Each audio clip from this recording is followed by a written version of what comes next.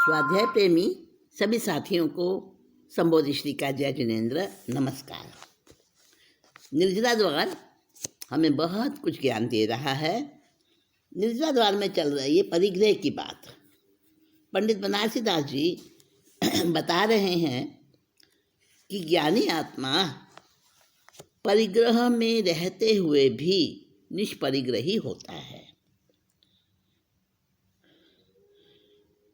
पूरब करम उदय रस भुंज, ज्ञान मगन ममता न प्रयुंज। उर्मे उदासीनता लहिए, या बुध परिग्रह वंत न कहिए।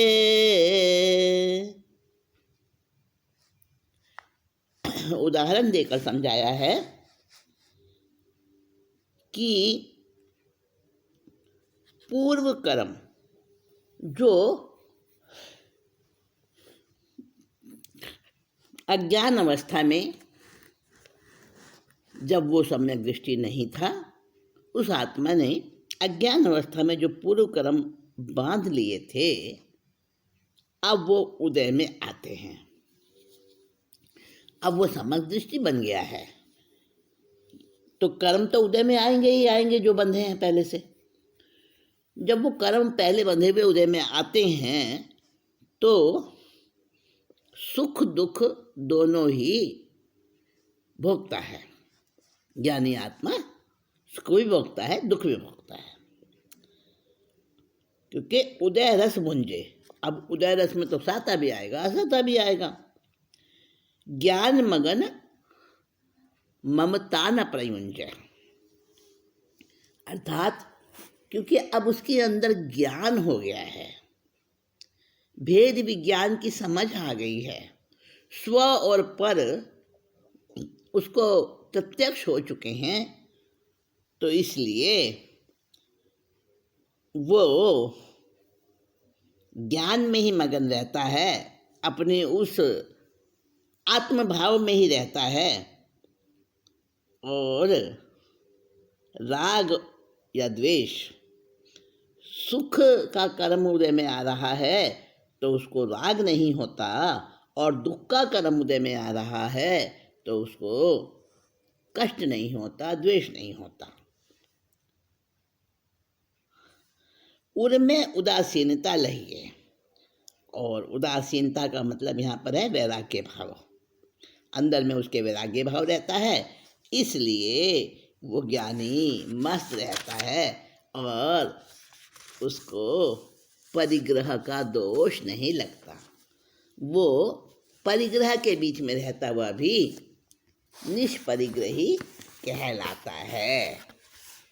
ऐसा निष्परिग्रही जैसे कि प्रथम चक्रवर्ती भरत जी का दृष्टांत आता है। आगे बताते हैं कि उस ज्ञानी निष्परिग्रही की कैसी स्थिति होती है, क्या उसकी सोच होती है, क्यों उसको निष्परिग्रही कहा। ऐसे नहीं कि भरत जी के वो पोते थे तो भरत जी उनके पोते थे ऋषभदेव भगवान के, तो इसलिए निष्परिग्रही कह दिया उनको। नहीं नहीं, उनके तो माया रिश्ते कुछ है ही नहीं, तो छोड़ चुके सब, तो केवल ही हो गए ना। मोहनी कर्म तो वहाँ समूचा ही खत्म हो गया। तो उन्होंने जो भरत जी को निष्परिग्रही कहा था, आदिश्वर भगवान ने क्यों कहा था, क्या कारण है। जे जे मन वंचित विलास भोग जगत में तेते विनाशिक, सब राखे न रहत हैं। और जे जे भोग अभिलाष चित्त परिणाम, तेऊ विनाशिक धारा रूप वैच बहत हैं। एक तन दुहु माही ताते वांछा कुरे नहीं, ऐसे भ्रम कारज को मूर्ख चाहत हैं। सतत रहें सचेत पर सो न करे हित, याते ज्ञानवंत को अवंचक कहते हैं। पूरा कारण बता दिया। देखिए क्यों बताया कारण, कि कोई अपने मन में किसी प्रकार का संदेह ना पाले। निष्परिग्रही कहने का हेतु है, कारण है, क्योंकि उस ज्ञानी की सोच ही ऐसी होती है। जे मनवांछित विलास भोग जगत में, जितने भी विलास के पदार्थ हैं, भोग हैं, तो ये सब तो विनाशिक हैं, नाश होने वाले हैं। इनको कितना भी रखना चाहो राखे ना रहते हैं, रह नहीं सकते, ये स्थिर नहीं रह सकते, हमेशा नहीं रह सकते। ये ज्ञानी की सोच होती है। और जे भोगाविलासित परिणाम, जो अंदर में परिणाम उठते हैं, भोगूं, ऐसा खा लूं, ऐसा बढ़िया मुझे सुख मिल जाए, ये व्यक्ति मेरे अनुकूल हो जाए, जो जो परिणाम मन में अभिलाषा के, भोग के, इच्छा के जो जो परिणाम आते हैं चित्त में, वो भी तेव माने वो भी तेव विनाशिक, वो भी विनाशिक है। क्योंकि चिंतन तो धारा रूप में बहता है, धारा रूप में बहते हैं, धारा रूप होकर बहते हैं वो परिणाम। तो कभी आते हैं कभी जाते हैं, तो वो टिकते ही नहीं है, इसलिए वो भी विनाशी हैं। एक तना दुह माही ताते वांछा पूरे नहीं। तो कहते हैं भोग और भोग की इच्छा, इन दोनों में एकता नहीं है, एकता नहीं है इन दोनों में, और ये दोनों नाशवान है।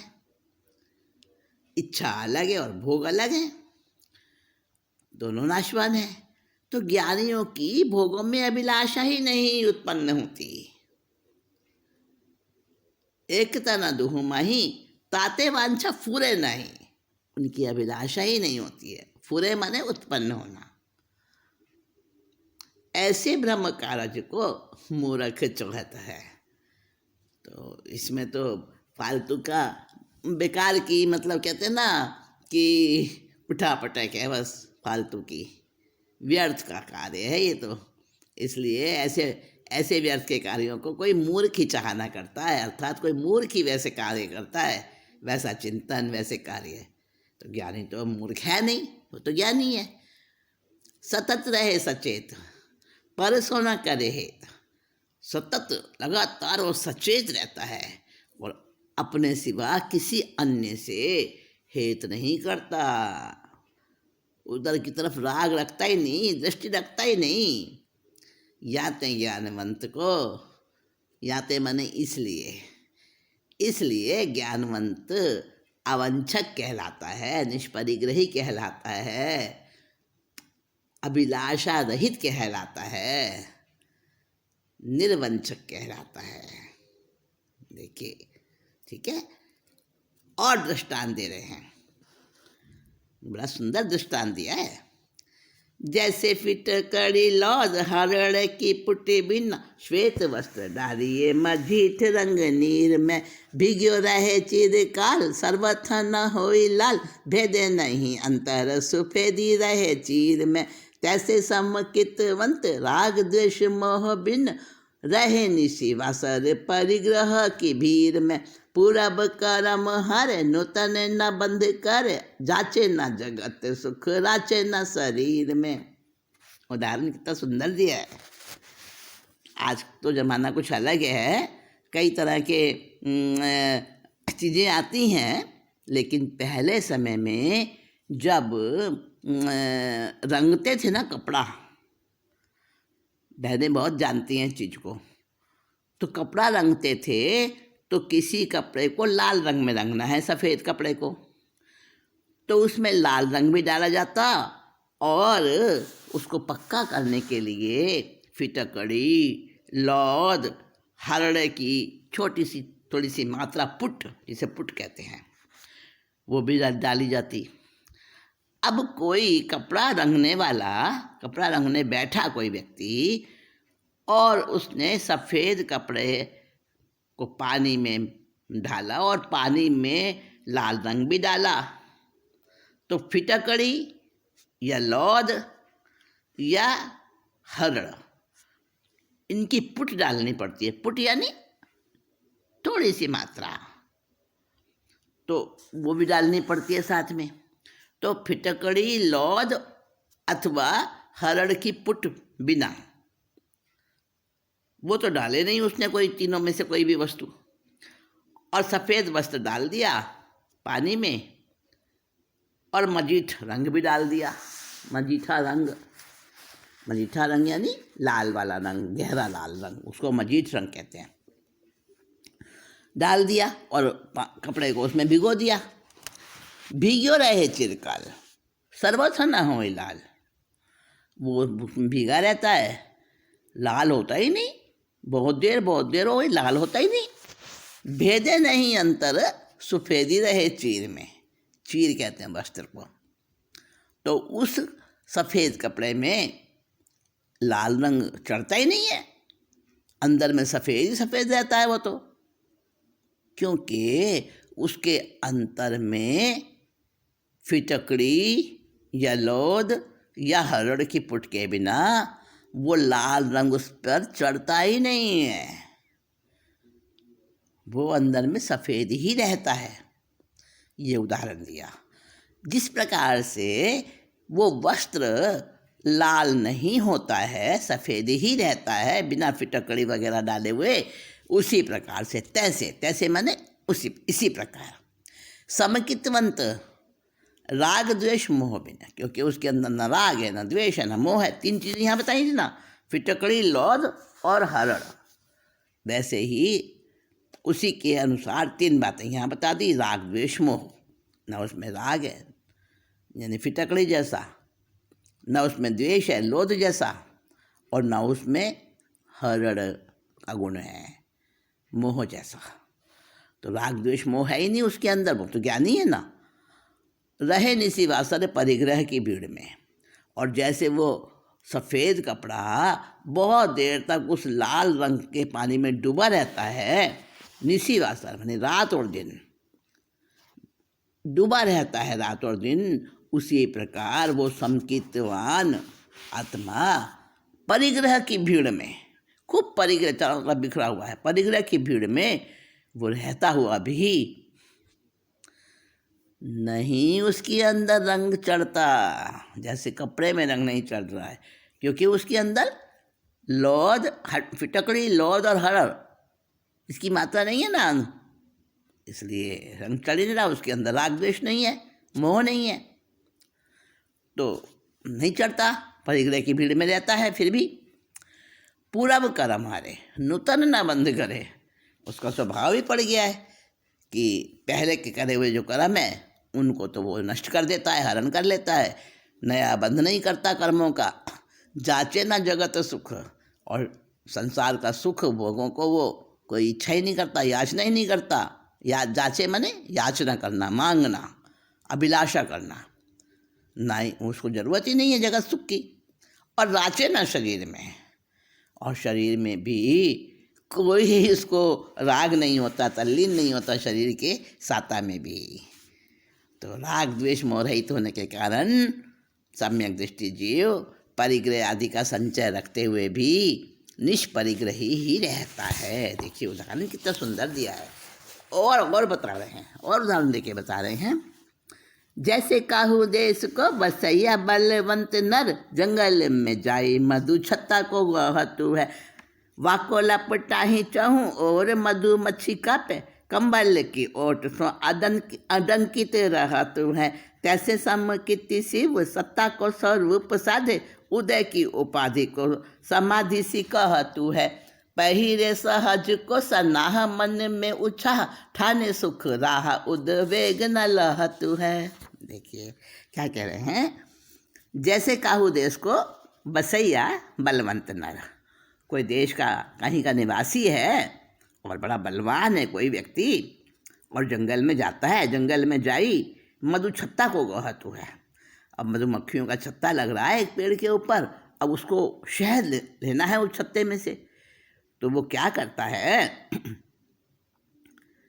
शहद लेने के लिए मधुमक्खी के छत्ते को छेड़ता है। अब छेड़ते के साथ ही वाको लपटाही चमोर मधुमक्खी का, मधुमक्खी उसके चारों तरफ भी पड़ जाती हैं छत्ते को छेड़ते के साथ ही। पै माने परंतु, कंबल की ओट सो अडंकित रहत हुए, वो कंबल लपेट लेता है अपने पूरे शरीर पर, तो उसको डंक नहीं लगता मधुमक्खियों का। अडंकित, अडंकित माने डंक के बिना, तो कंबल लपेटने से मधुमक्खियों का डंक उस पर चढ़ता ही नहीं है। तो ये उदाहरण दिया तैसे, तैसे माने इसी प्रकार।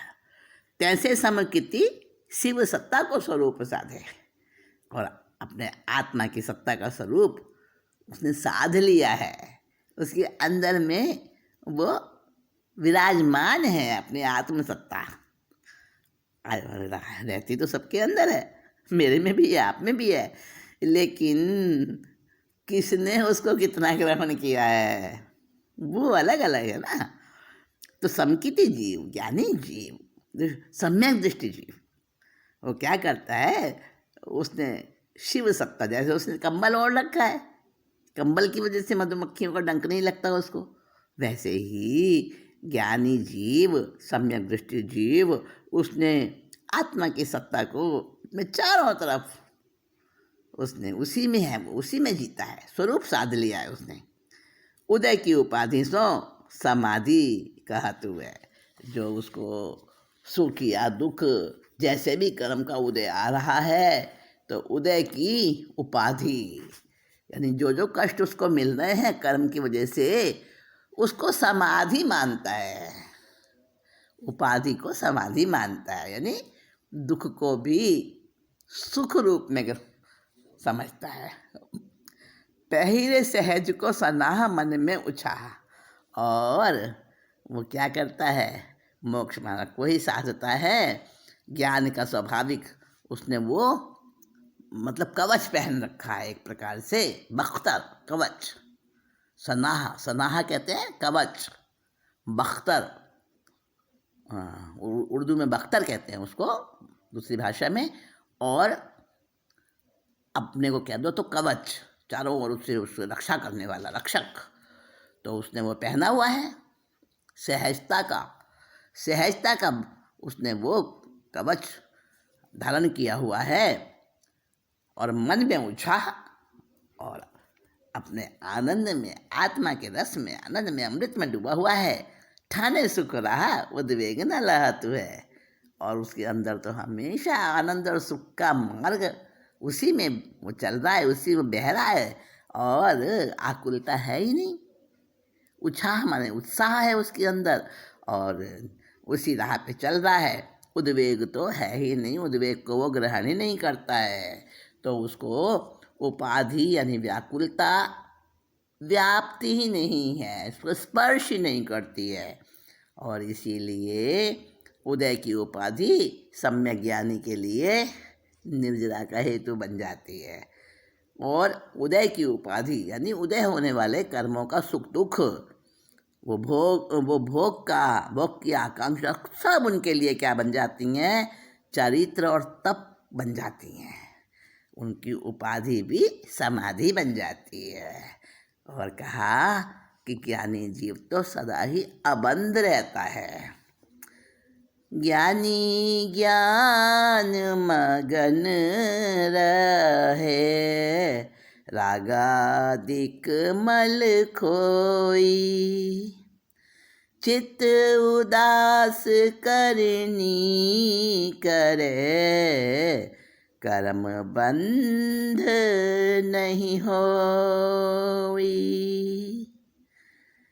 ज्ञानी तो अपने ज्ञान में ही मगन रहता है। राग द्वेष मोह ये मल है, गंदगी है, मैल है, और इनको उसने हटा दिया है, इन दोषों को। राग अधिक मल खोई, क्योंकि राग द्वेष मोह इनका मैल हटा चुका है, वो कीचड़ से मुक्त हो चुका है, तो अपने ज्ञान में ही मगन रहता है। और उदास चित्त होकर यानी निर्लेप होकर, वैराग्य से रंजित होकर करनी करता है, कोई भी क्रिया करता है तो कर्म बंध नहीं होता उसको। चाहे भोग भी कर रहा है ना, तो भी उसको कर्म बंधन नहीं हो रहा है, क्योंकि उसके अंदर भोग के प्रति आकांक्षा नहीं है, भोग के प्रति उसकी कोई अभिलाषा नहीं है, तन्मयता नहीं है, राग नहीं है, इसलिए कर्म बंधन नहीं होता। और क्या, मोह महातम मल हरे, धरे सुमति प्रकाश, मुक्ति पंथ पर गट करे, दीपक ज्ञान विलास। अब देखिए, ज्ञानी को क्या कह दिया, ज्ञान रूपी दीपक बता दिया। सम्यक दृष्टि को दीपक की उपमा दी है यहाँ। मोह महातम मल हरे, ये अलंकार है। अलंकार होते हैं भाषा के, जैसे कि आभूषण होते हैं ना, वस्त्र पहनने के बाद जब आभूषण धारण किए जाते हैं तो सौंदर्य और बढ़ जाता है। तो इसी तरह से भाषा सुंदर हो और उस पर अलंकार भी हो। अलंकार एक विशेष प्रकार की सुसज्जित भाषा होती है, तो यहाँ अलंकार का प्रयोग है। वैसे तो इसमें जो है समय सार नाटक में अलंकारों की भरमार है। अगर एक एक सवैये का, एक एक दोहे का अलंकार आपको बताने लगूँ ना, बहुत लंबा चौड़ा, उसी में ही समय चला जाए। तो मैं उसको गौण करती हूँ, लेकिन कहीं कहीं पर इतना सुंदर अलंकार का प्रयोग होता है ना कि रहा नहीं जाता। जैसे यहाँ पर है, यहाँ पर पूरा अलंकार का प्रयोग है। इसको कहते हैं सभंग, यानी उसके हर भंग में, हर दृष्टि से वो अलंकार वैसे प्रयोग होता है जैसे कि देखिए बताया है यहाँ पे, मोह महातम मल हरे। एक दीपक जल रहा है, कल्पना कीजिए एक दीपक जल रहा है। अब दीपक जो जल रहा है तो वो अंधेरे का हरण कर रहा है और प्रकाश भी कर रहा है साथ में, और वस्तुओं को प्रकट कर रहा है और बड़ा अच्छा लग रहा है। तो ये चारों बातें यहाँ बताई हैं, दीपक की बताई है और साथ में ज्ञानी की बताई है। ज्ञानी को दीपक की उपमा दी है। मोह महातम मल हरे, मोह जो महा अंधेरा है उसको दूर करता है ज्ञानी, और दीपक अंधेरे को हटाता है। धरे सुमति प्रकाश, और अच्छी बुद्धि, प्रज्ञा, सुंदर सोच, उसका प्रकाश कर रहा है। वो प्रकाश है उसके लिए, जैसे दीपक प्रकाश करता है। मुक्ति पंथ प्रकट करे, और दीपक जो है अपने प्रकाश से रास्ता को प्रशस्त करता है, दिखाता है। तो वो मुक्ति के पंथ को प्रशस्त करता है, प्रकट करता है। और दीपक ज्ञान विलास, कौन सा दीपक है, ज्ञान का, ज्ञान रूपी दीपक है। किसके अंदर है वो, सम्यक दृष्टि के अंदर है। तो ये आगे और बात करेंगे ज्ञान रूपी दीपक।